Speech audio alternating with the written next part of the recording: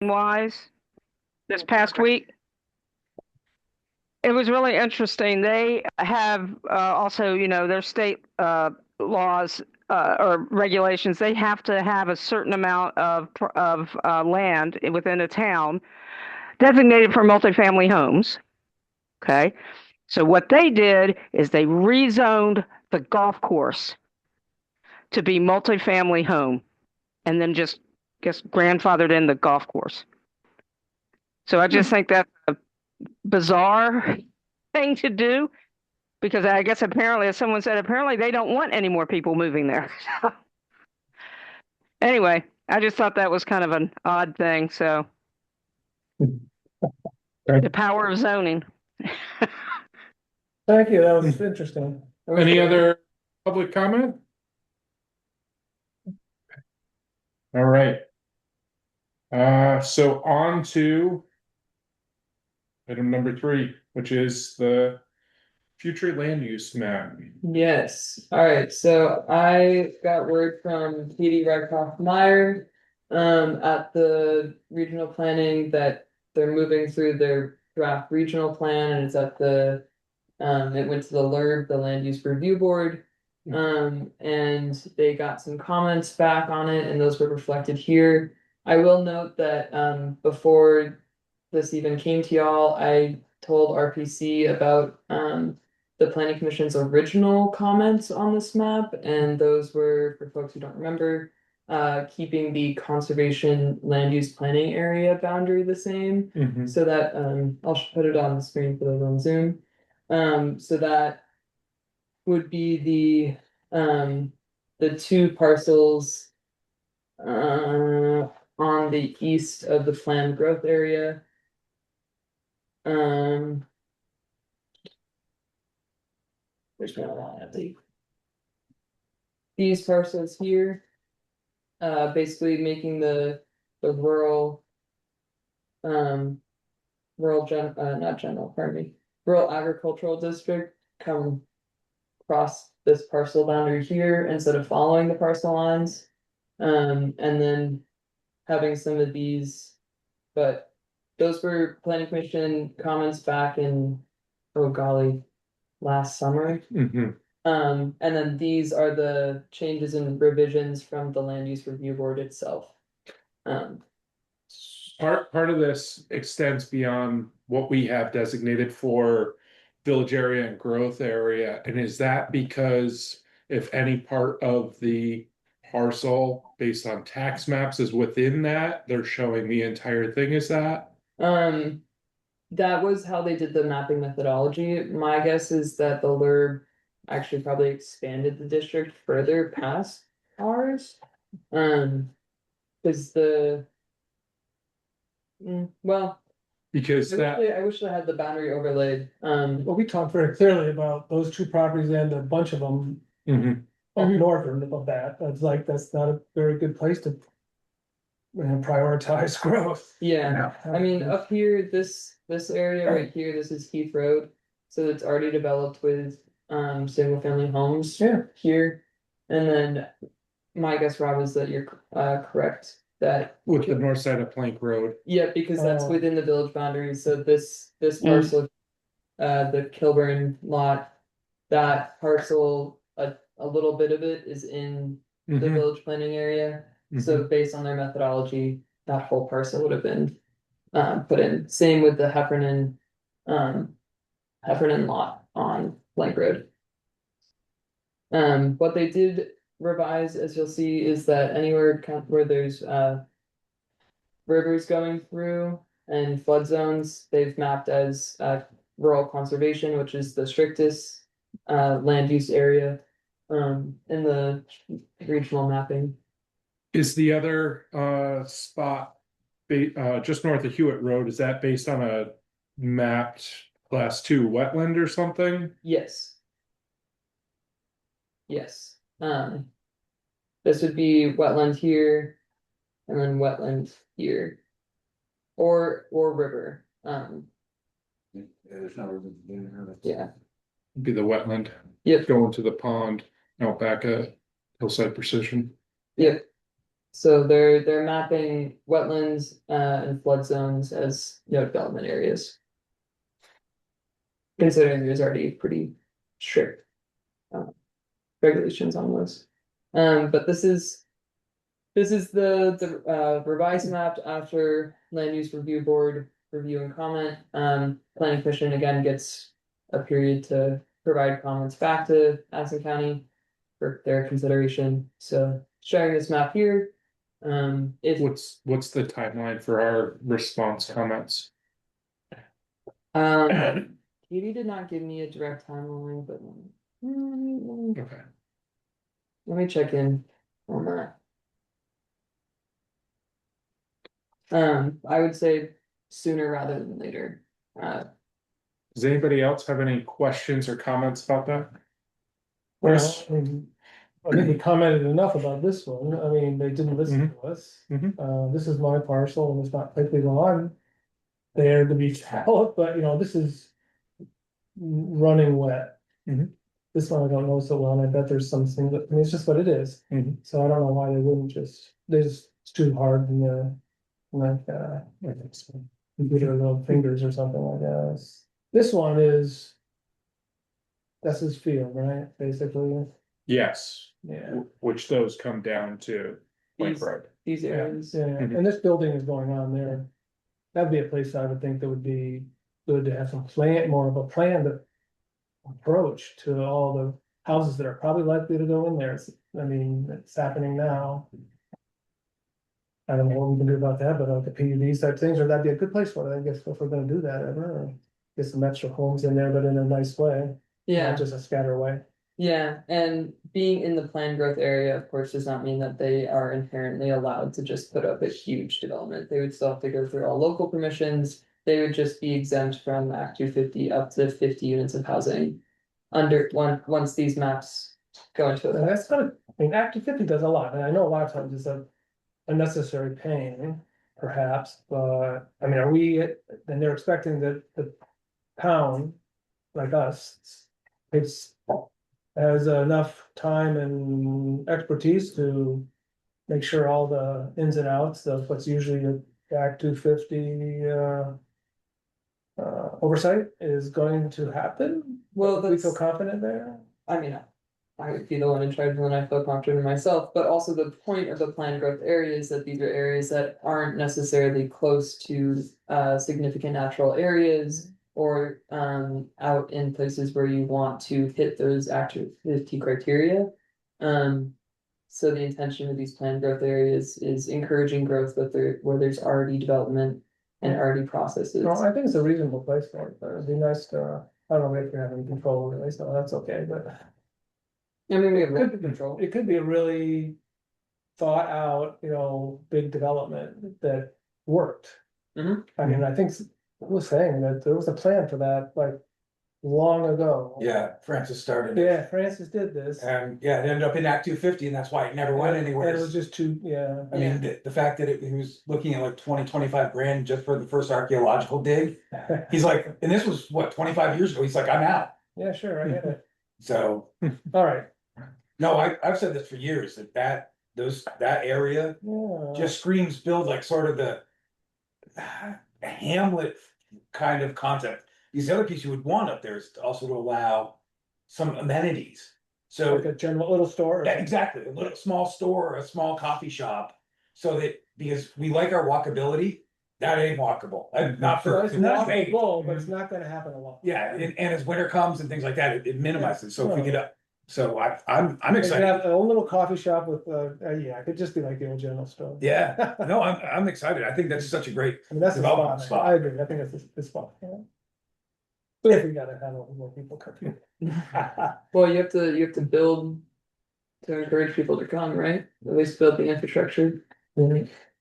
Chris, did you have anything else on? no, I mean.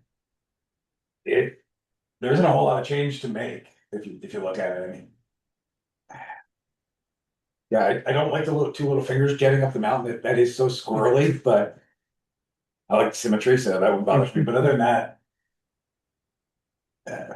That's it's a gold mine for them, they're just gonna put up a 50 unit housing structure. Well, Actually, you wouldn't be able to because think you're, that part of the parcel is still in the conservation district. So just because you could get the 50 units of exemption, you wouldn't be able to actually build 50 units of housing because you would need 25 acres. You know, I know that, but yeah, I don't know, I guess it wouldn't be bad to have one house up there maybe or something, or like an ADU, but man, I don't know, it's Yeah. not really suitable. No, it's pretty rugged.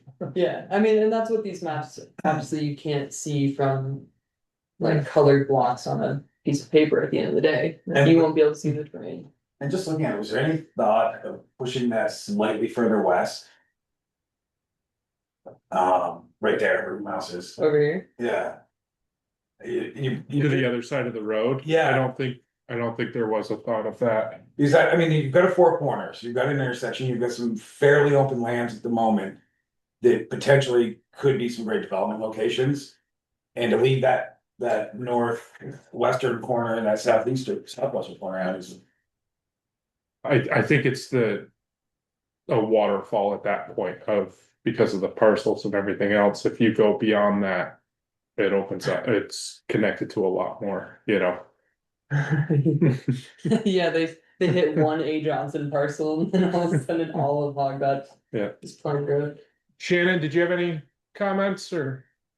No, it would just, from where we already changed our zoning, it would just be nice if we had like an overlay map so I could see how much different theirs is than what we already had kind of approved in our last update to our zoning.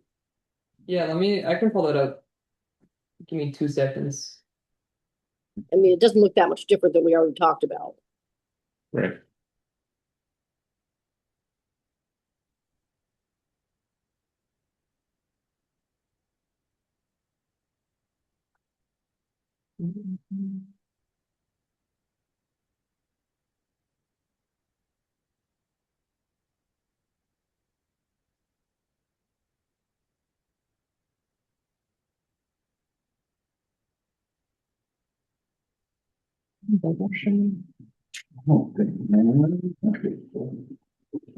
Hold on, Sharon, As long as you share screen as the document. yeah.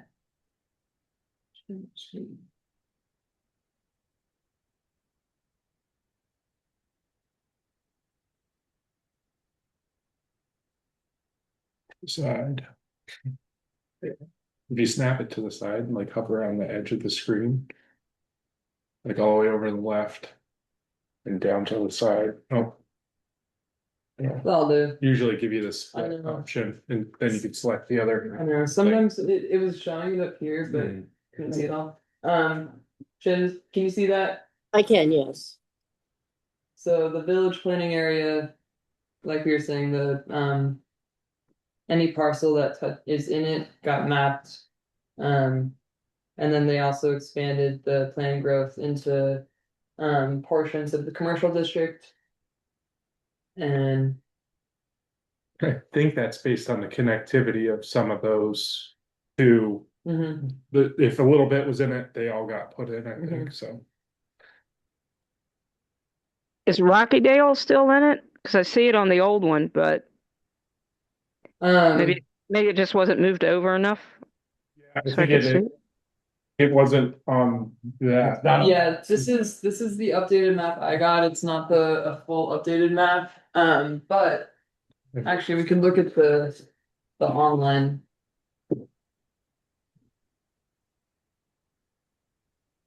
It is, but it's also hashed out. I can't read this.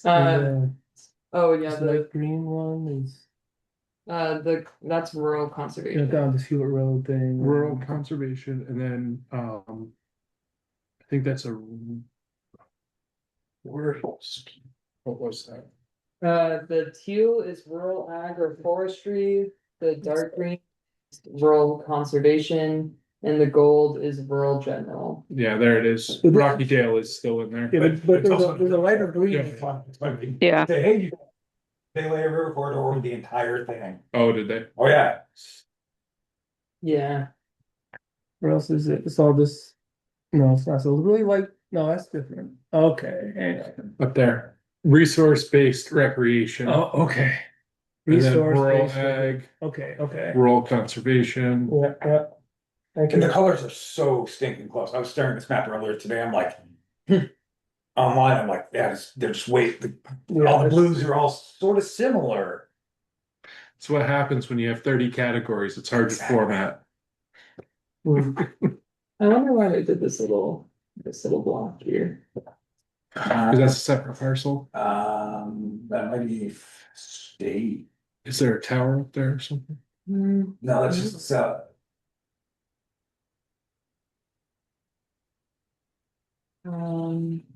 Huh.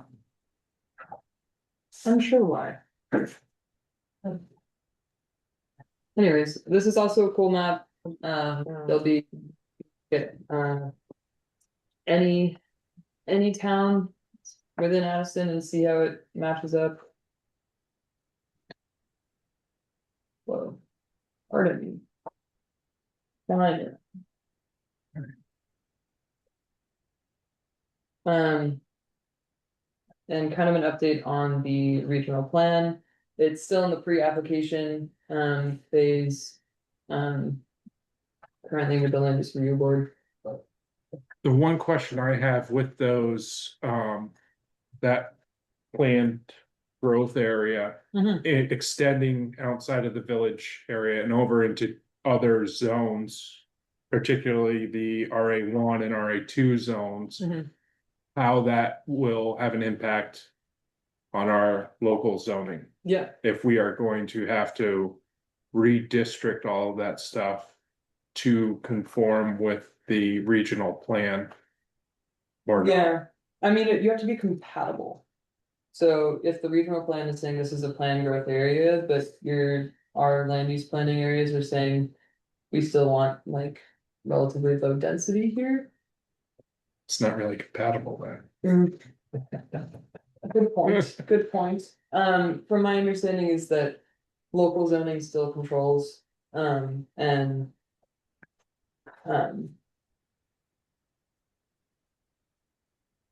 so, Okay. yeah, That would be my yeah. question and concern with that. Yeah, that's an important question.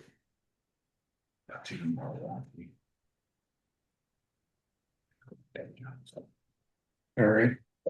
Any other questions or comments about the FLUs?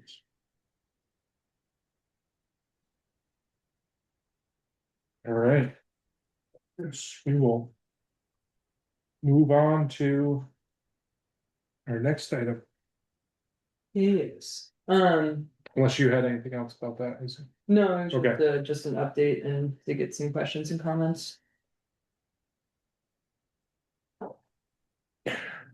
So the next item is the town plan update, starting with the municipal planning grant. Yeah.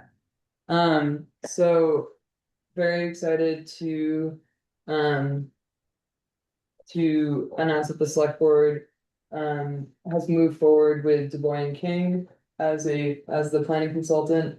Currently working on finalizing contracts and agreements and all that fun stuff. But we'll be working with Du Bois and King. Very excited for, to be partnering with them and excited to be working with both Du Bois and King and the Planning Commission on a lot of really cool public outreach. I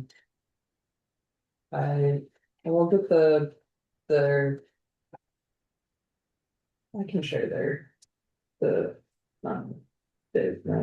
No. I don't. I would hold off to you unless you're 100% certain. Yeah, I was just gonna say, but that's just my brief. It's a quite literal, like 2-second update, but, as things are still being finalized.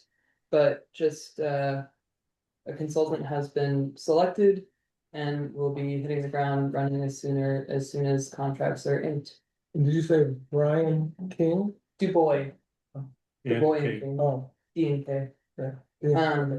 They did the accessible park management plan for Sycamore, Eagle Rock, Eagle Park. Eagle Park. I was thinking Lord's Prairie Rock. Memorial. Yeah, they did the management plan for those three, and it's up front and it's great work. So very much looking forward to that. That's my update on that. Excellent. So the work groups. Yes. So I hope everyone was able to access the materials that I sent out this weekend, and take a look at those. The intention with these documents, more so the, individual work group documents is, each group having a dedicated workspace to when you're having your work sessions, when you're, holding community events, when you're just working on going through and reading it and seeing what you feel needs to be updated or changed, or stay the same. You can work in these individual docs, either the hard copies, and then each group, I will be sharing with you a Word doc that has, you can't edit it, you can only, well, you can edit it, but it's all track changes. So, you'll be seeing all the edits throughout. And then can bring that to the larger planning commission. And each work group has, except for energy, still working on it. Each work group has what required elements are needed for each group on the first page, so you can kind of keep that in mind while going through. And that's what I've put together for y'all. And then with that, there's a work group work plan as kind of an overarching structure, for everyone being on the same page. So that's what I present to you. Documents. Fun reading. Yeah, I had a lot of fun putting them together. Thank you. And if there's any questions, or comments, happy to answer them now or send them to me after. The work plan for the advisory groups, similar to the work plan for the other group, are both kind of living documents that will be updated and changed throughout. So they'll kind of be perpetually in draft form. Okay. Yeah.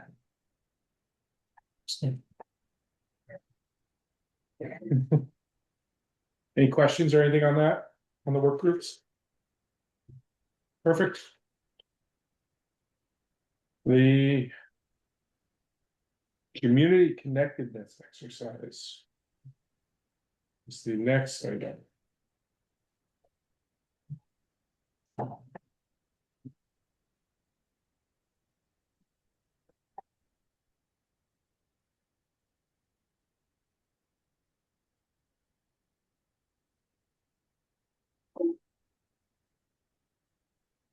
I had all these pulled up and then my Adobe crashed. It's probably updating like mine did today. So a new look. Oh, but here. Oh, new. You can turn it off. Can you? Yeah. I haven't, maybe it didn't update because I still have the same. Oh, it'll force it at the worst time. Yeah. Awesome. Good to know. Meeting. Yeah. Um, As you're trying to start a meeting. yeah, perfect. Just like Windows updates. So this was a follow-up to, last meeting's, exercise. I took some of your feedback on like not quite, on the format of the previous exercise and reworked it, to hopefully be a little bit more,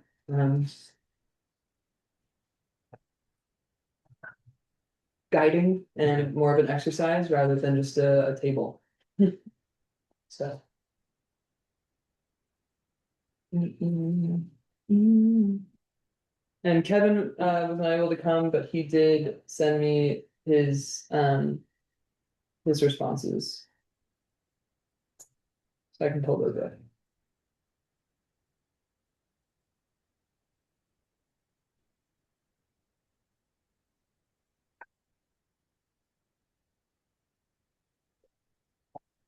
Just put him on the spot while he's not here. And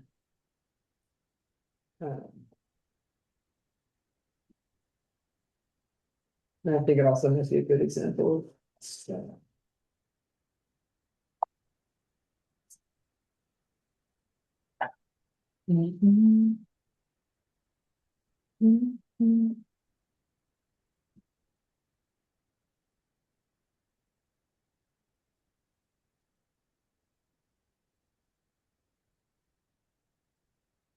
Yeah, I thought this would be a good exercise for starting off. Kind of getting in touch with the community all of in.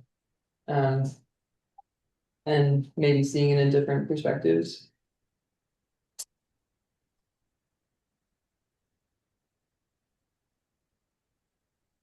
This figure that, Yeah, yeah, there you go. yeah, Maybe even one more. There you go. yeah.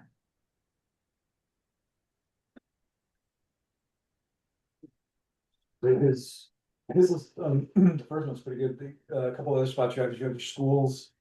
You also have, the recreation field in the teen center area. Those are huge draws for, groups of people. You also have your hiking trails like to the ledges. Yeah. And Bristol Pond itself. Mhm. Those are just some of the.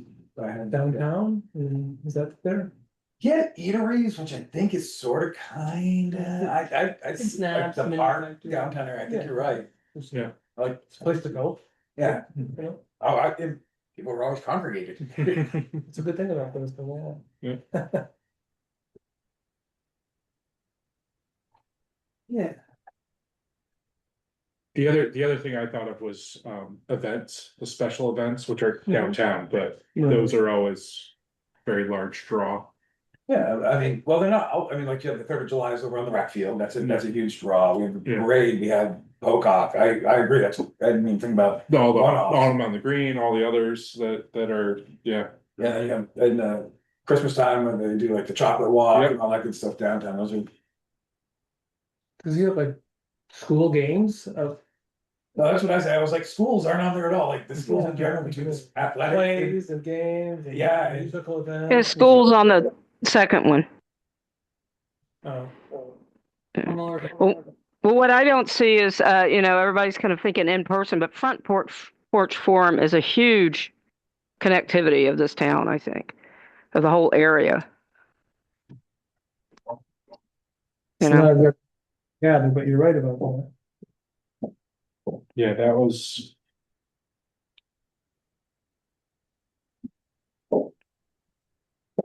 I mean, Decade and a half of it, it's more like, how do the people, like, Yeah, that's what I was like, how communicate or interact, that's what I was trying to yeah, we see a lot of think of. social media gets used quite a bit, Yeah, and that's.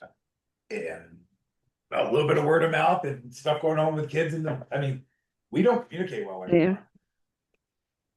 Exactly, Yeah, exactly. I'm lost without it, it seems like. Yeah. yeah. Are there any other formal or informal groups, that folks had that maybe Kevin didn't? Did they write old farts? That's the Elder Eagles now. The old fire, oh, he does have the old fire still on there, yeah. Okay. Um, I was gonna say, I think he's got the rec club, which would be the hub and that stuff, right? Like the Legion, I don't think he had that on there. American The, Legion. yeah, serving the that was one vets of- and, I was thinking that you've got the emergency services, the fire rescue and PD, all, I mean, fire and rescue. Well, that's like the specifically. next, like when number And- 4 maybe or something, I'm not trying that stuff, I don't know. It- Not on the floor, number 4, but it says like service organizations and such. all that. serve. Yeah. Social service organizations. The other thing was, Mason's fraternal orders, I'm not sure if there's others around, did he have that in there? Yeah, the Masons will sit up them. Up above, okay, Mason cribbage, yeah. yeah. You also have the scouting, scouts are Mhm. fairly big and draw a lot of people together. Mhm. And does something like community health come into that? I mean, that's a great resource. I'm not sure where it's gonna, The mountain, yeah, the Mount Community Health. And so it's more like a support group for maybe people have a little harder time because they're very reasonable about charges if you can't afford it. I mean, it's almost nothing, yeah, right? Right, And definitely provide resources, yeah. Absolutely. yeah. The other thing is I know there's a lot of kind of connected activities to the town that are like there's parent and child play groups that are held, upstairs here time to time and things like that that are, that section of society. That's a lot of their communication, I think the community singing group is still going. I'm Yeah, not yeah. sure. That's a big one. Damn concert. Yeah. Yeah. Yeah. Farmers, biggies. Oh, yeah. We've got our Farmers path. market. Yeah. I mean, just people meeting like one on one or two or three people just in the shops, because I know what happens in my shop. So I hear a lot of things about stuff going on, just people having conversations. So, and catching up and that kind of thing and staying connected with each other. Right.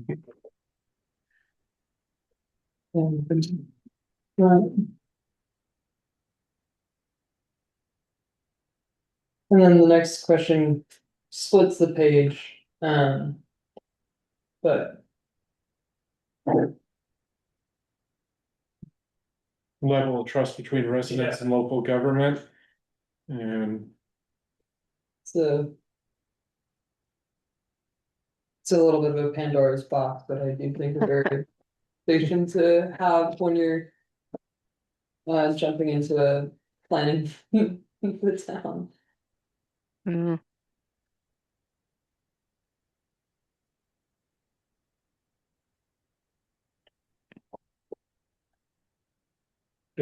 with the business, is that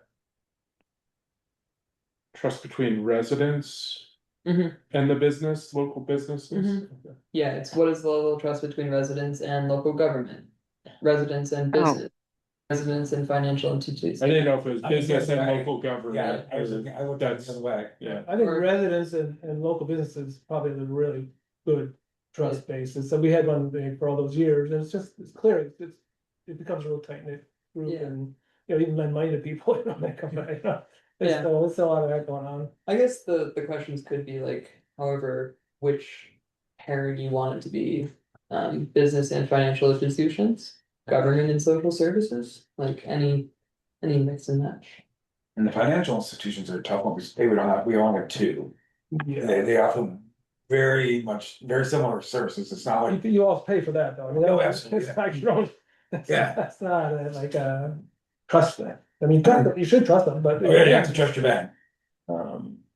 Yeah, the government, nobody really trusts it. No. Forget about that. I mean, everyone's naturally wary. Yeah, fair. I mean, I think we have a pretty good situation, but still, everybody has different opinions and you're not gonna always meet up with government's opinions and yeah. What does that say? Largely due to not following, I can't see that word. I don't see activity? Not following. Oh, not following the activity of the government. Okay, gotcha. Is that fair statement? A lot of times you see a blurb on Front Porch Forum or you see it in a agenda. You're like, oh, I gotta go, but it's like, wait a second, this thing's been percolating for 6 months, and you show it and it's like. Full context. Yeah. Yeah. Social service organization, I mean. For the most part, I mean, to be a successful social service organization, you've gotta have pretty good trust from the public. Well, you've got your rescue squad. Yeah. Right, what else I write down? Well, the volunteer fire and food shelves. That was it, food shelves is one I had. The three I wrote down as top ones that I think I've good trust and all this. They're helpful in a big way.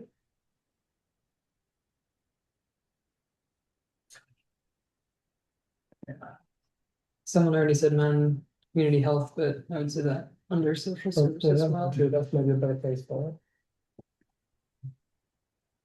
And seems well regarded, I think sums that up as well. Kevin might have done a great job for everyone. He was. Yeah. Yeah.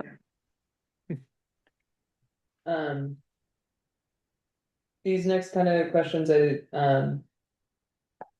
least the next two, the last one, um. Well, all of them, I think, are helpful for framing more of the more relate to town planning. Yeah, so as far as how people participate, I had, it's usually in limited sections and being the town meeting, the limited survey responses or outreach events. Yeah. Just for lack of interest or time, a lot of the interactions are online, and reactionary. As Kevin kind of said, when it's an issue affecting them, be it because somebody else posted something or the town posted something or word of mouth, however it be, that's what I see a lot. And as far as if it's hard to participate, I think it is inconvenient for a lot of people and because of time limitations and also you no matter how convenient everything is now, you have to go looking for it to stay informed and be in touch with Mm. what. Yeah, People I- are busy. I was just gonna say, do you think there are a lot of people that just don't even know that they can go to pretty much any meeting and make a public comment, ask a question, bring up an issue? I don't know. If, how many times do people come to the like this select board meeting? very few. I mean, I'm it's sorry. very few. For the longest time, the only Yeah. person that said meetings was Jimmy Quaglino by himself. Yeah. I mean, and to- the last thing that there was any like incredible participation was the gas line, the proposed gas line. And that really brought people out, Right about you it. know, Okay.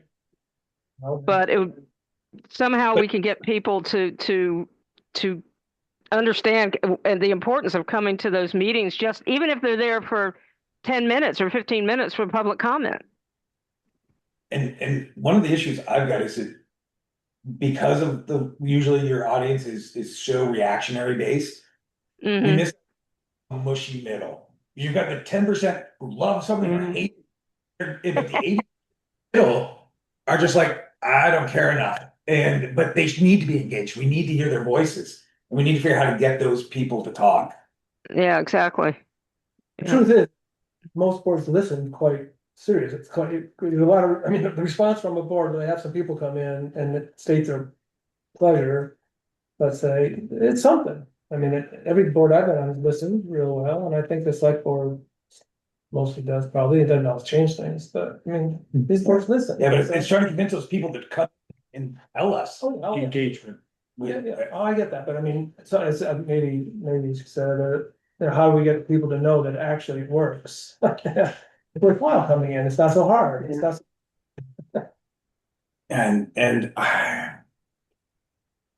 is it hard for people to participate? I say no, personally. Yeah. We've added this Zoom, so you can do it from your living room. Yeah. So, and on tonight. It's an evening meeting, okay, so if you have kids, I'll give you that. But let's be realistic about our demographic. A large portion of our population, kids are not the issue. So it's the willingness and desire to do a planning commission meeting. Yeah. That's what I've done. Yeah. It's Can we put something up as the planning commission or the select board can do it or the town on Front Porch Forum? Maybe, you can, I think you could post, I don't know how often the town can post, but a couple of times a month to post inviting people to come and make comments during the public comments time. And we can show them exactly how to do it. Go to the town website, click on the agenda, go to the agenda, and you can get in there on Zoom. I mean, it's fairly easy if you have a computer, or a phone. But what do you think? Do you think that would maybe encourage a few people to do it? Man. Sure. People are afraid of being ignorant, I mean. Yeah. myself included, it keeps hearing, I don't really know how to do that, so I guess I just won't go. Yeah, exactly. These are just not. And yeah, somehow we have to get out why they need to be here. Mhm. It's not Yeah, gonna happen. well, yeah, along with how, yeah. I think I see Melissa's point, and I think that maybe it's a good, with no agenda, no strings, just, hey, a friendly reminder. You are able to Yep. participate in anything you want at our public meetings. Come make a comment. Like there's a time for public comment Yeah. right at the beginning. And there's actually a decent document out, somebody created how to participate in your local government. It's actually written in a very easy, it's not for somebody who sits doing this, it's not, it's written for the person, oh, that's what I need to do. And if we tweak it to our own environment, that might be a great Yeah. sort of. And make sure they know that it's at the beginning of the meeting, so they don't have to come and listen to the entire meeting before they can make a comment. I think, because that was added, wasn't it? Ours used to be at the end, and now it's the beginning and the end. Had two for quite a while, beginning and the end Yeah. for quite. Okay. But time is, yeah, compressed for me. But yeah. Oh, sorry. Your point about like planning commission members like reaching out on front porch forum reminds me of I wanted to ask the planning commission your thoughts on getting your own individual like Gmail accounts so you don't have to put your personal things out there for public engagement. Just setting up some like Kevin has one where it's just Kevin Hansen PC at Gmail. And that way you can. There's the answer. And you know what? Hey, I just wanted to ask if that's Easy. But I mean, what the other Just option we one more have, account, almost a that's- better way to do it, or an option too would be to have a planning commission at bristolvt.org. yeah. And that's always when it's posted, and those come back and it's just auto forwarded to yourself or to Rob, whichever one of the two is taking the mail. That, hearing that grow, Melissa, I hear ya. I can barely keep up. I don't know the last time I really looked at my personal email. I'm always on my business email. So that's what I'm always doing. Cool. Well, in that case, I will put together a little like Bristol Planning Commission email. I think there used to be one actually. And get that up and going. Just as a way for. And with that email, like, send something to Front Porch Forum, saying like this week, or this month. Here are some topics we're talking about, and then come on in, and whatever, just like, Yeah. you're interested in public safety, whatever. Yeah. Speed limits, or what Yeah. they're doing, And I think, I mean, we don't have to get into the nitty gritty now, but I think it would, that, for I some mean, just sorry. Oh, but I was just gonna say, figuring out a way that, like, I'm happy to be a point person for posting on Front Porch Forum, but, definitely working with each work group to like, make sure you're coordinating with me on like when you're having things, so I can actually get them posted. Yeah, I mean, it's almost like, no, I mean, yes, people look at agendas, but they gloss over after point B usually. And if we had a bullet point non-agenda, it's like, hey, planning commission this week, they're talking about these things. If you're interested, come on down and see us, and sort of humanize it instead of formalize it. We're gonna have donuts. Hey, I'm good with munchies. Yeah. I'd be happy with that too. Okay. You might have 5 pounds. Do we really want Donations. that many people here? I don't know. Cool. If we do. Who feels like they belong in our community?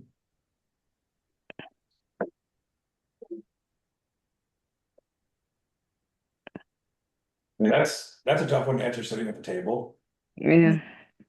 Personal query kind of question, if you want my honest opinion, because Yeah, I didn't answer that one. what's I that? didn't write anything down for that. Yeah, that's why I was like, I think that's something that we as a group could definitely work on getting the answer to. But I don't know if we can answer for the rest of the community on these at this type of a personal What level. about all those people who don't wanna belong? I mean, I'm just saying, I don't know about this. Oh, no, Private people, and there's people. I'm with you. I mean, go down to Mini Factory or someplace, some cafe, Snap, that doesn't matter if you wanna like see people. It's not, we're not chock full of people, but there's people. Oh, absolutely. I don't know. Gotta make an effort. That's an individual effort to a large degree, isn't it? Or split with two people. I don't know. Yeah, I didn't write anything down. so No, I'm having. Yeah, this was a tough.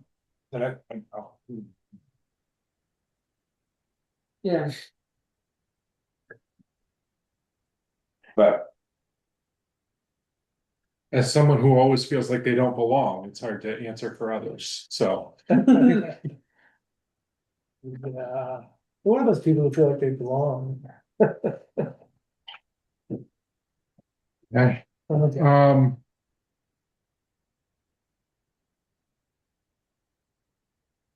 Next one, Economic stressors.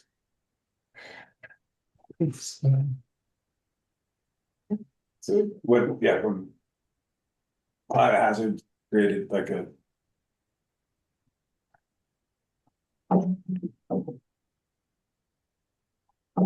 I mean, the second half where you see the community strong, I think that actually is where we as a community shine.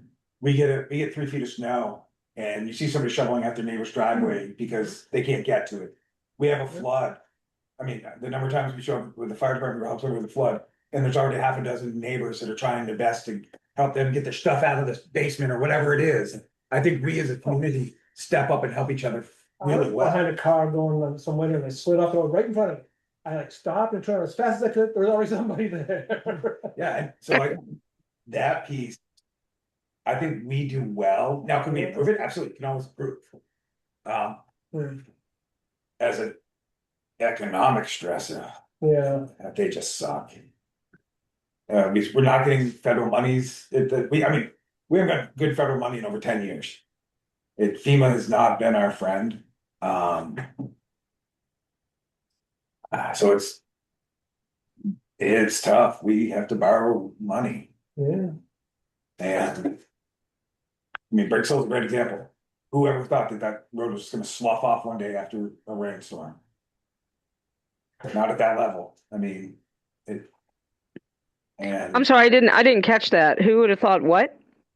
the Briggs Hill would have sloughed off one day. Yeah.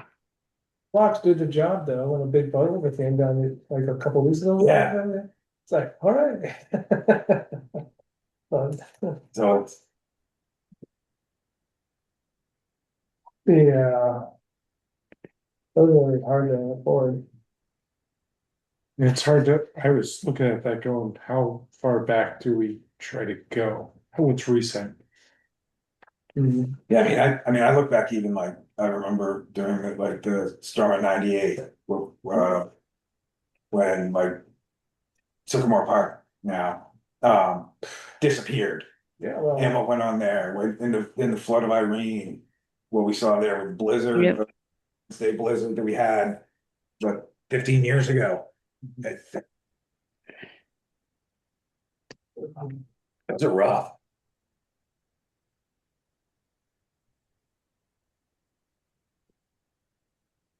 Community connections, and they're talking, well, that's not just people to people, but. I guess it's our rescue squads and all, that's about all, community response, everybody. The Yeah. neighbors is the. Yeah, And now I think as much as it also can be an evil, I think social media has helped with some of these responses. People here see on somebody said, hey, it's flooding up in the lower notch, and all of a sudden somebody reads that like, hey, that's quarter mile down from me. Let me go see if I can get a hand. And then you have all the dribble that happens after that, but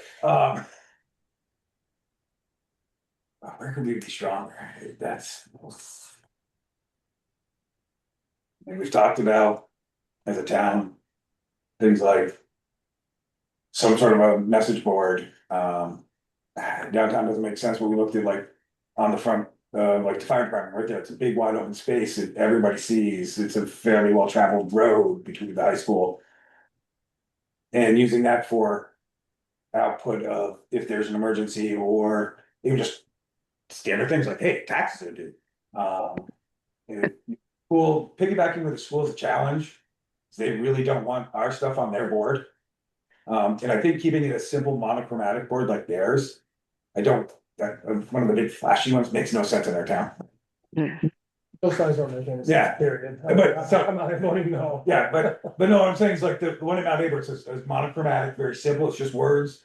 And you have to get the message out, you have an ability like, The other thing there, the challenge is all of the distraction trying to get through there with the speed change and the curve and the crosswalk and the oh yeah. the intersection. Yeah. I'm sure you're intimately familiar. Yeah. And with something like that, I would think you wouldn't want to have something on it all the time. You know what I'm saying? Because then it will just become another thing that people don't look at. Correct. You know? We actually talked about that at one point, was just that, it's, hey, you bring it up for, we don't need to know that, oh, it's a high pollen day, who cares? Yeah, but that's not something we need to post. It Right. needs to be either, it's an election, go get out and vote, Yeah. or there's a forest fire. Run. Yeah, don't burn stuff, very super dry today. Oh, yeah, get that. Yeah. I don't have a good way of getting more info. This was another one I struggled with. The good stuff I could come up with, how to fix it and make it better, I couldn't come up with. My brain hurt.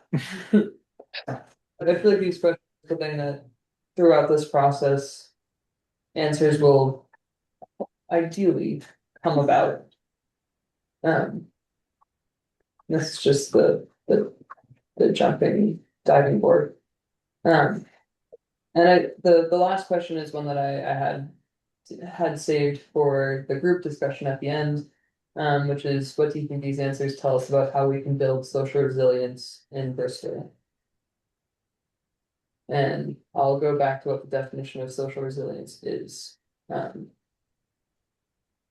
I not define it? Cool. I defined it here. And I guess I did not.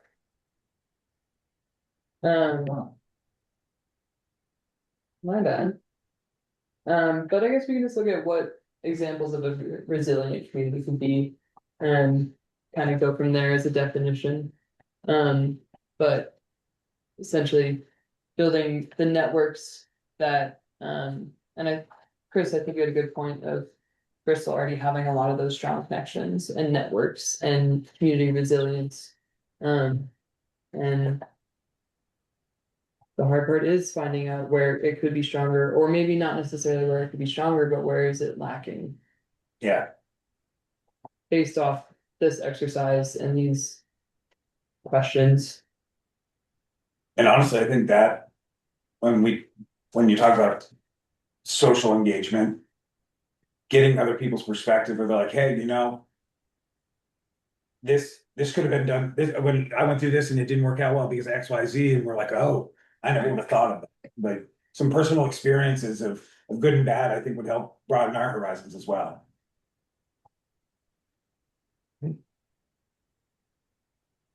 Now we just got to figure out how to get them back to that first question. Well, social resilience, I mean, wouldn't we be talking about our rescue squads and fire people Social resilience can, and what do you, yeah. it's like community, like the community's ability to come together, not just the people, but yes, the infrastructure, the services, like the local government itself, all working together.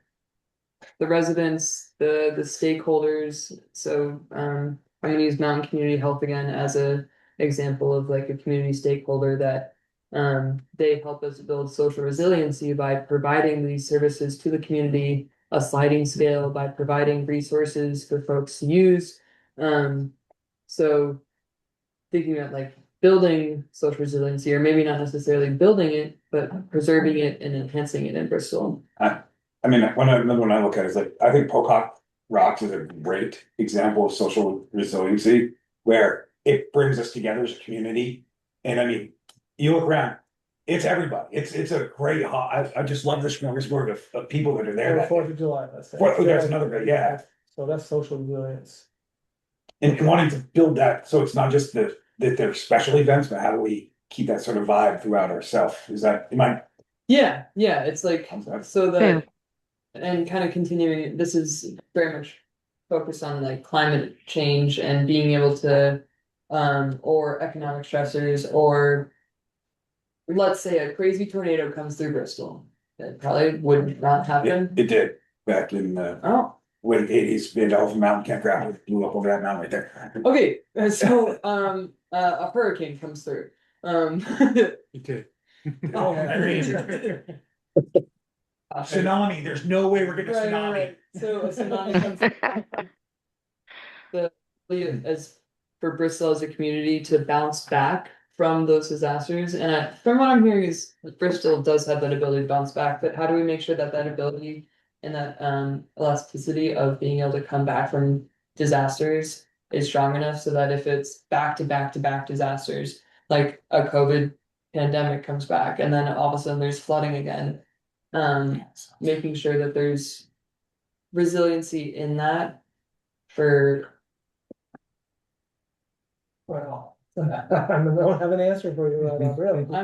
I'm not expecting I you mean, to have an- Trying to see in times that we were resilient, what was the key to that?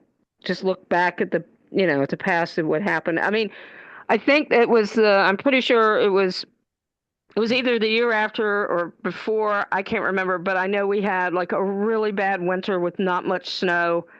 Then we had a really weird sugaring season that was just horrible, and the businesses just didn't do well at all. And then we had Irene, and so it was a stretch of like really bad economic, and infrastructure issues. And then how did we come back from all of that? What made the people resilient then? That's a great question. Well, I mean, what Bristol, it's all about the people. I mean, the people willing to Yep. solve for things, et cetera, and stand up when somebody's in trouble. So how do you Yeah.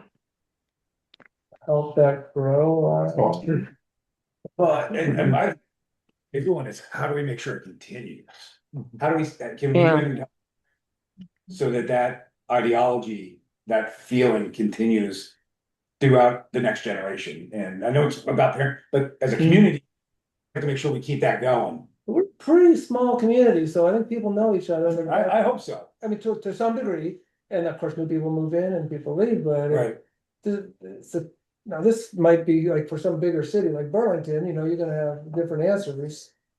But I don't know, what can you relate to or rely on except your neighbor? Yeah, I mean, sometimes the money's there, sometimes it's not, but your neighbor can always be there to help out a little bit. yeah, because I look at like, my wife and I just went to Bennington last weekend. And like some of the little towns you go through, you can tell at one point, they were like us. They were a thriving little town. They got nothing. Well, let's keep the big box stores out, or nearby. I mean, Yeah, that's always a threat. I don't think we're really quite there, but well, something could happen. I mean, that crossroads like that, what everybody talks about, it's possible. Like, like gas, some things like that can just. I mean, I drove through Michigan. I grew up in Michigan. Went back a while ago, but I was a long time gone. And like you're saying, it was a very sad scene of the downtown's empty with some box stores on either side, and it's just what a lot of places have that. I mean, one of the big ones, they lost economic drivers as well. They lost industry, they lost businesses. And being able to recover from that and figuring that out amongst ourselves too, I think, to me, that's a big one. Well, Like, forget recover, we should probably prepare and like have more businesses. Like we've got that park with 2 open spots or something like that. they're over clearing and working on it every day. I mean, Peter was over yesterday with a bulldozer flattening out that next spot down. I think they're looking at building again, so. Somebody is? That's the rumor mill. Yeah, that's good. I mean, these are the sort of things that prepare for hard times. I'm waiting. Get ahead of the hard times with good times. And from the planning end, making sure there's a spot for that next. Yeah, so we have to be phase. open to, we have to start the type of businesses we might want, you know, what sizes and stuff, because, but whatever, but make room for that, the jobs. And be ready to change. Yeah, And that's flexibility. one that's so tough. I mean, for me personally, change is tough sometimes. And I think you're right. I mean, we've been doing this for a while. I mean, I've been in forever and it seems like we've always just bounced back. As a group. Bristol doesn't get, feels like it doesn't get hit as hard by the bad times, and it certainly doesn't go skyrocketing in the good economic times. Right. It's a little more of a steady state. You're not, it's so affected by the big waves of the economies, and I hope it stays that way, but. You had the storefront, didn't you, in the mid-80s when Main Street was a little bit less vibrant? I was trying to explain. Yeah. No, you had to walk your step. Yeah. On the sidewalks. Yeah, I mean, the businesses just weren't thriving, it just, Main Street in the early 80s was. Great time to buy a building, and because we wanted center downtown building, we wanted it for well, I could call it a factory, but really like a studio. Yeah. Create, you know, a production space. We weren't interested in retail, we just started our business up there, or continued our business up there, and then we got into retail Yeah. and things were like, whatever. But yeah, that was like just finding a cheap real estate, so, you know, that's low, that was really low at that time. Yeah. But I think, I mean, in my, again, 50, whatever, that's really the only time I remember like our town sort of being. And part of that too was Drake and Smith had just closed, so we lost our one huge employer in the area. Yeah, And because that closed in the late 70s, early 80s, and that was right around when things got a little tough. Again, if you lose 200 jobs, in Bristol. yeah. I think that's one of the things more resilient is the fact that it's not so much. Most of the jobs are in one or two baskets for the whole town. Yeah, and I mean, a great example is Yeah. when it did hurt, but we didn't have a collapse when we lost one of our biggest employers. Didn't feel it, I don't think, in the storefront. The only person I talked to said they did feel it was like almost home, because at first I was like, that, she's like, no, it's terrible. I'm like, how? She's like, A lot of lunches there. well, just more, she's like, if you lose 100 people a week, they're spending $5 a piece, that's $500 a week that you've lost. She's like, add it up. Oh, yeah. And I'm Okay. oh. So, That's not a small amount to a store, at all. and especially when you're running on razor thin margins. Not a place to get rich. Oh, God, no. I think the real base for everything or anything we might do to keep this resilience, to build it, or whatever we're going to do, is communication. We need to communicate to everybody in the town, and we need to get them to communicate with us, and that's, you know. So you like your plan then?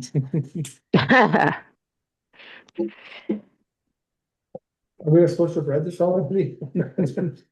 I mean, preferably yes, but if you Oh, haven't, I just missed that? it wasn't the Your email. email said this in? Yes, No, I'll read it, no, I'll read, I'm good with paper, I'll read yeah, that. that's why I printed it out for you. Thanks. You can see I'm super. Yeah, All good though. basically it just says that community events are like the way that we're gonna get answers and get feedback is by communication with the public. So you gotta find those people who are not really happy, they're not working, this is not working for them, really, because this is working for plenty of people. Yeah, there were definitely people who responded to the survey and said, no, I don't wanna live in Bristol. And, They wanna live in New York City or someplace, I can understand that. well, they didn't say where they're going. I mean, one of the biggest complaints we hear is taxes. Yep. That's statewide. Well, it's real. Yeah, oh no, I'm saying, but that is the number one driver that I hear. Yep, Yeah, that was both the responses were like, it's too expensive here. housing is really expensive and very little of it, right, so. I mean, you look at, yeah, I mean, we all know this, okay. But But I don't think it's gonna be as hard to find people who have frustrations, because people. They want to, well, a lot of people can like to complain. But I feel like when people have a forum in which they can say, hey, this sucks. Please do something about it. Well, Then they're the more likely to stick around even if shit is When expensive. we talk about this housing and stuff, but really the way to make everything like that more affordable is to have more jobs. Mhm. These are structures that pay taxes and they don't use services in the same way that families do. Absolutely. So it's I mean, that seems like jobs would be the key to maybe getting things going a little. You have some more industry, business and industry in our town, that's great. Yeah.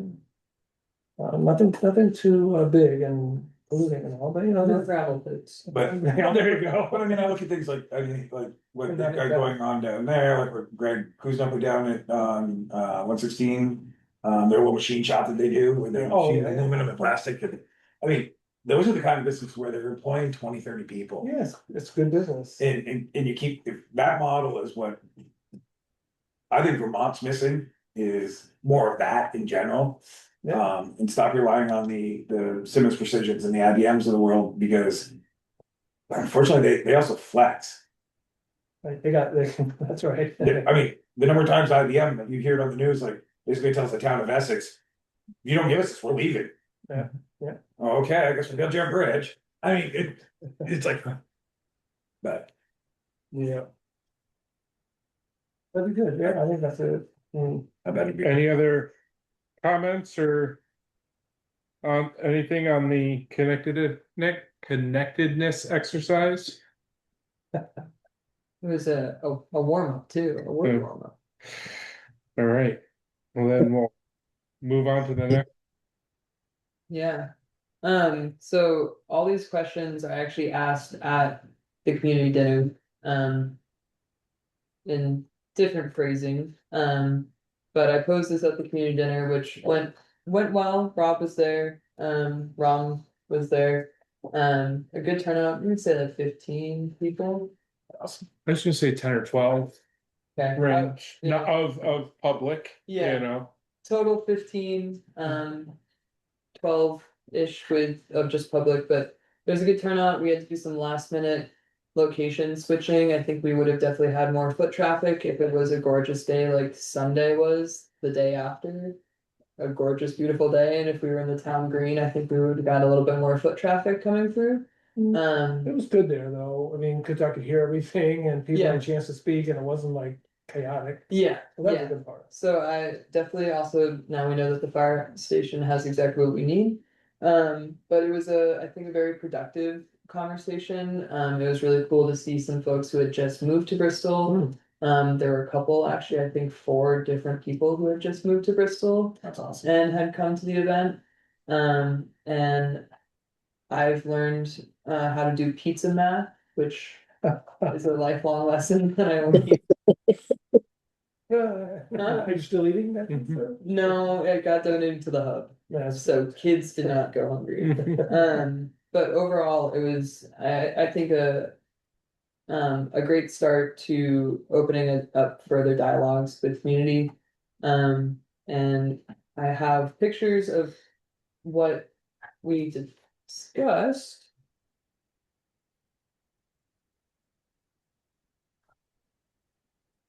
I'm going to share my screen.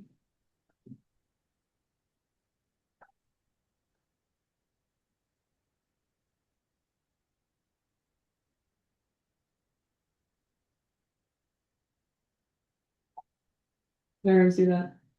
So, Zoom in. No, I cannot.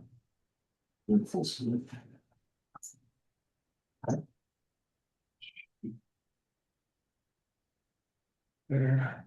there you go. All right. So this is not the first question, but I think this this is a good one. One of the more fun questions was like, how do you define the status of Bristol as a town? We're looking for good or bad, the whole range of what people thought of.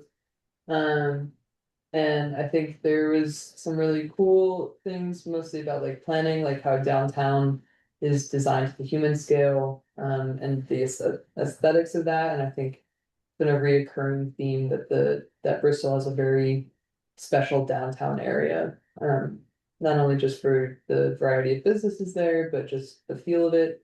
So that was something that rang true. Um. And these were color coded. So blue was the people group, green was infrastructure, uh, pink was, well, I think I was trying to do color coding and then I might have just started grabbing markers at a certain point. So because a lot of things were happening all at once. So there was an intention for color coding, but overall just very, very great. And I have a couple other to show. Um, this I thought was another very just interesting question on like how do folks describe a healthy and thriving community? And I think Bristol actually hits a lot of these points on being a pretty like decent community, or not just decent, but like healthy and has the foundations for solid resiliency. Um, and I'll zoom in a little bit more there. I did put fun things to do. That was my comment to get the ball rolling. Um, yeah. But that's actually a good comment. I mean, that's one of the things. I just know my daughter when she was, I mean, her number one complaint was there's nothing to do. And as a teenager in Bristol, I mean, she was active and she played sports and it's not like outside of that, there wasn't fun stuff to do like that. Like boy. So I don't know, but she's a visitor down there and it's blast down there. But that was just her thing. It was one of the things she tried as a teenager. That's a teenager thing. Oh, yes. So I think it is important to me. It's not fun. You don't want to be here. Well, Yeah. we have a tremendous recreation department. There's, there's all clay classes or whatever, that if you know about them, they're there. We have awesome outdoor recreation for people to do, and I mean, there's fun stuff to do. But he's got like wholesome things, you Yeah. know? Teenagers are. After a certain, I was gonna say, after a certain point in the day when everything closes, there's nothing but trouble to get into, Yeah. you know. I grew up in a place, and my dad always referred to it as they rolled up the sidewalks at 8 p.m. and that was on a Saturday. Most of the time they rolled up the sidewalks at 5:36. And That's yeah, and it's there's certainly stuff to do, but yeah, after a certain time, it's what do you have for kids to do, or else they're gonna start causing havoc. This is I want to share Lower the this, drinking age. huh? So, Lower the drinking age. That's what they do in Germany, and I think it works well. Not that Bristol can necessarily change that much. Change society to go along with it. Yeah. This was a fun exercise. This is the last one I want to share before moving. I don't want to. We're actually on time with the agenda, so might just keep going with that. But so this is an exercise in thinking about areas in Bristol that folks want to conserve, which means keep the same, revise, which are things that are going well, but might need a couple little tweaks here and there, and then transform, which are areas in Bristol that folks want to see changed completely or brought new. And think the trend of folks really enjoying Bristol as a town and the character of the town, especially the town parks and Holly Hall, as things that folks want to conserve and keep that going. Was really cool. I think there's definitely a good balance of everything here. There are things that folks want to see, a lot of focus on renewable energy and uh of course housing came up. Yeah, I thought this was a fun jumping off point for thinking, especially thinking town plan. When you're editing of like what stays the same, what needs to be revised and what needs to be changed completely. And I will be posting actual PDFs of these. For everyone to look at.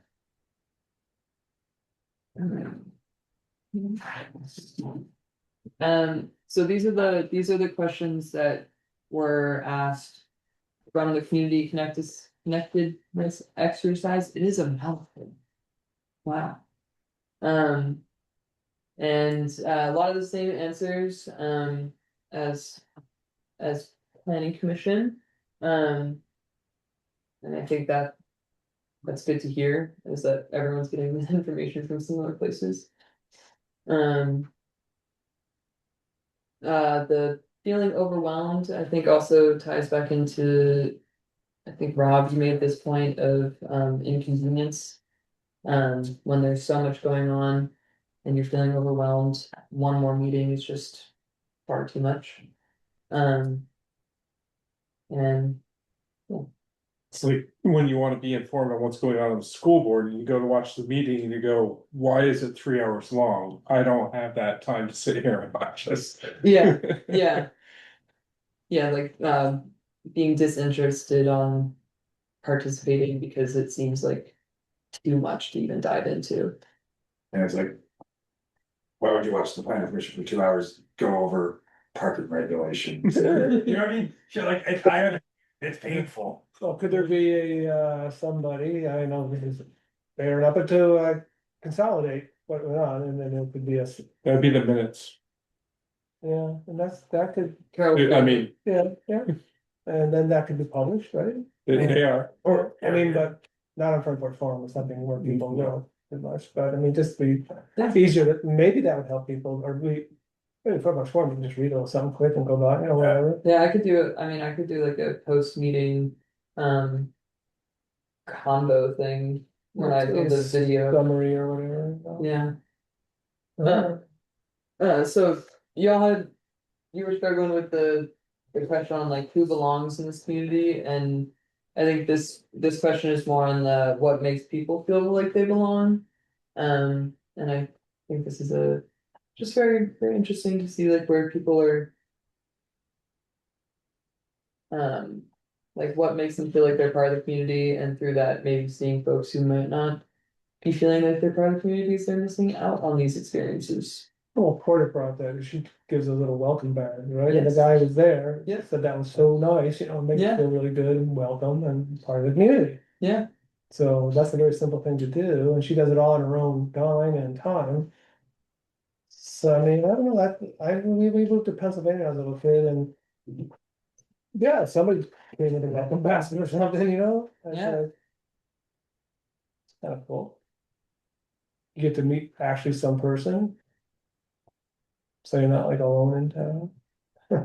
Well, it's interesting too, like the number of new folks that will stop here looking for like one piece of like, how do I get my trash picked up? Probably the number one question of new residents. Oh, yeah. And then it's like, okay, Numerous. well, if all of a sudden that's the question, hey, here's some other things you might want to know. And so Yeah. I try to feed them out and Yeah, if you're looking for your trash to get picked up, you should also take your trash in during bear season. yeah, and Bears have to eat too. but next thing you know, it's like talking about the hiking up to the ledges around at the watershed area and things like that. It's like sort of spawning out these conversations, seeing what they're interested in, and I'm trying my best to give them info. Why don't you just write out the whole thing on a piece of paper and then give it to Because I prefer to talk. I'm a talker. But yeah, Makes you feel welcome. You're talking to them. those were the discussion points from the community dinner. I think I had a good time. I think it was a good start, some great feedback.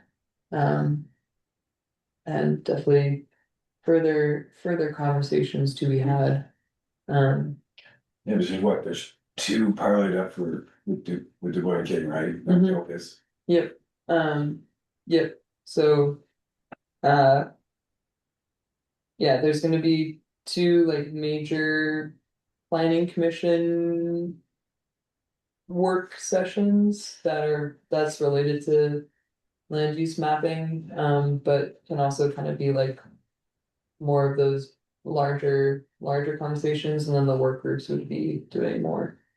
It seemed like their whole their whole thing, like that, their timeframe and workflow, maybe get that out to people, just so they can see that. Yeah, your point about waiting until things are finalized, I'm gonna hold on to that because I don't wanna double jinx anything by getting ahead of myself.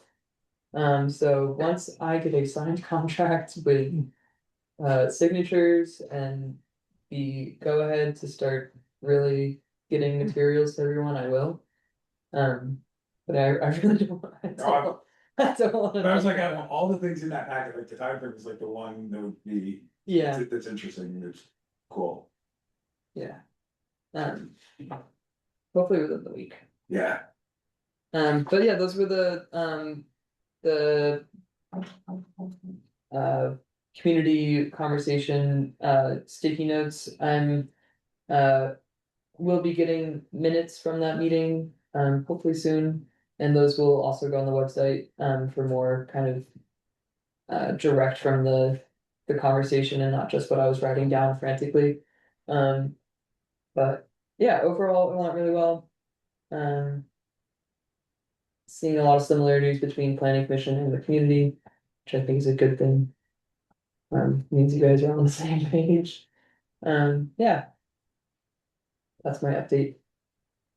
Thank you.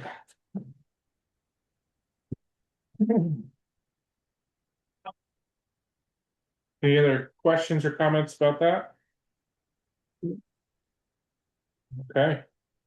We'll move on to administrative medicine. Minutes.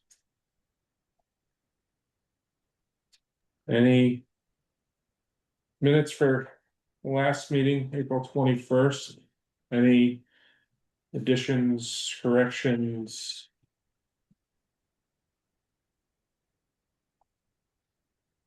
Hearing none. Motion to approve. Motion to Motion to- approve. Second? Okay. All in favor? Aye. Aye. Okay. Abstentions? Yeah, I wasn't there. Okay.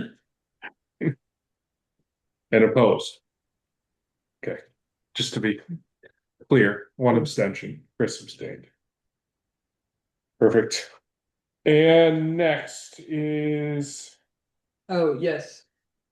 certificate of notice. Yes, so this is a very large document, that I could not send over email.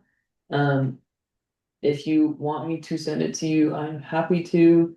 I have read through it and I'm gonna give you a summary.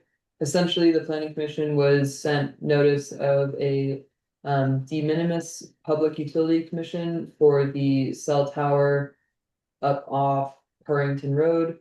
They're adding 3 antennas to the tower. It's not gonna be, no other changes are proposed. It's in a public comment period right now. But 3 minor antenna being added, will not be changing the site in any way. We'll be adding a very small amount of new antenna space to the tower. It will be below the existing antenna. But that is something that the planning commission receives as part of the process. You get notice, so here's your notice, and we'll. Okay. Yeah, it was a very long document. Is this something we either like or lump it, so to speak? I mean, this is an application to amend the already existing cell tower that's there. And in the zoning, the planning commission has already made it so that those 2 cell towers are the really only 2 telecommunication towers in Bristol. The Public Utility Commission has the regulatory authority over these structures. Like I said, reading this, I would tell you if it's something you should be up in arms about. No, not up in arms at all, I don't think, but I'm just saying, what if I were? Do we really have the? power? It's, I think with this, and sorry if I'm stepping Mhm. out, it's only as long as it meets, the only thing we can comment on is if it meets or doesn't meet the town plan or the limited zoning limitations we can put on something like that, Hmm, and that's it. yeah. Other than that, the PUC has Well, all that's the what I was authority. thinking. Yeah, and if you personally were upset with it, there is a public comment period that you can, Yeah. as an individual. For the PUC, they were. Yeah. I just wanted to show what the antennas look like. Oh, thank you. So those dimensions are It's 28.9 tall by 15 3/4 inches wide by 5.5 inches thick. So Okay. from a half a mile, it's gonna be pretty minimal visual impact. Yeah. About the size of that toaster. yeah, so that's what they'll look like. Well, thank you. Hence why it's a de minimis application. Um, it's minor, I get it, but consider yourself notified. thank you. Mhm. You're welcome. We didn't know what's going on. Yeah. All right. That brings us to our second and final public comment section.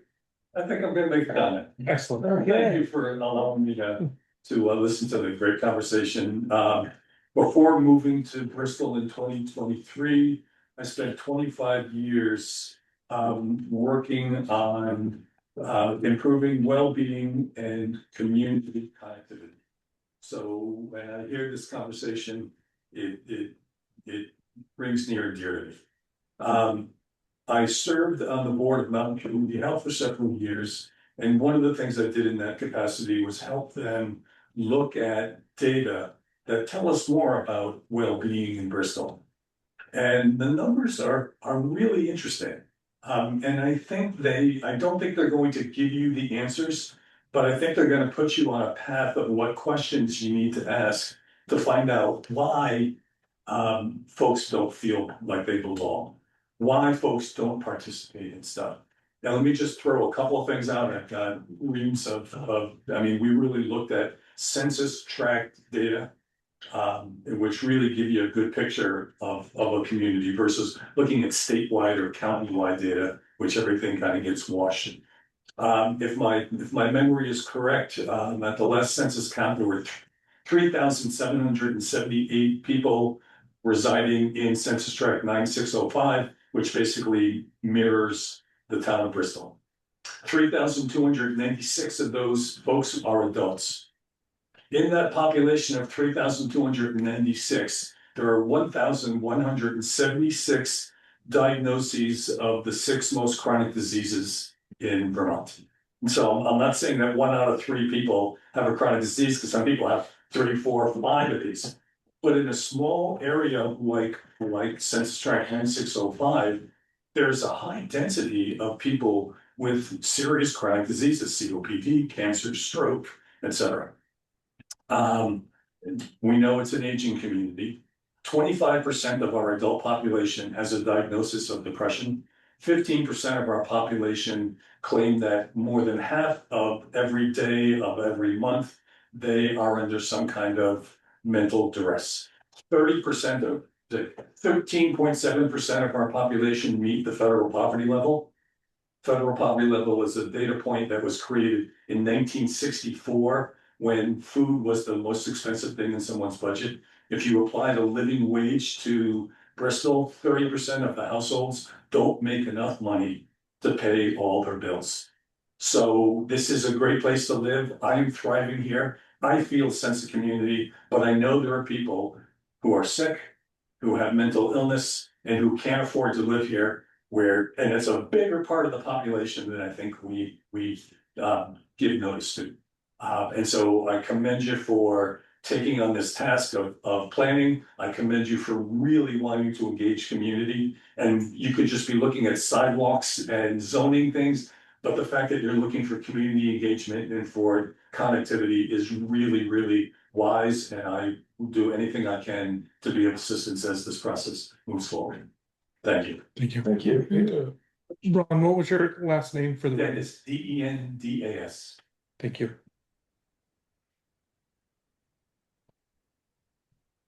Okay, Yeah, I'd like to see it do that. all right, that is, I think that's all public we have, and that's the final item on the agenda.